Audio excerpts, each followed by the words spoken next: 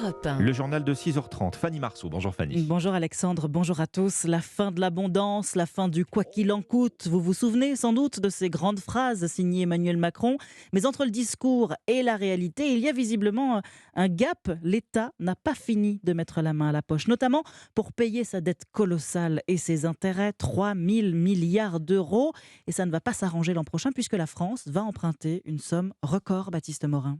Oui, 270 milliards d'euros, soit 10 milliards de plus qu'en 2022. Cette année, la France sera l'année prochaine le pays de la zone euro qui émet le plus de dettes. François Ecal, président du site de référence sur les finances publiques FIPECO, explique ce qu'il y a dans ces 270 milliards d'euros. Il y a d'abord le déficit de l'année 2023 qu'il faut financer en empruntant. Ça, c'est de l'ordre de 130 milliards.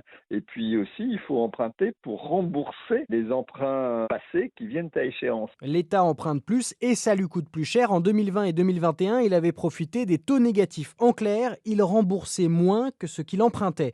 Mais ça, c'est désormais terminé. Cette année, le taux moyen était de 1%. Et donc la charge de la dette, les intérêts à rembourser augmentent également. 35 milliards d'euros en 2021, plus de 50 milliards d'euros cette année. Et l'Institut libéral IFRAP estime à 100 milliards d'euros la charge de la dette en 2027. Baptiste Morin du service économie d'Europe 1.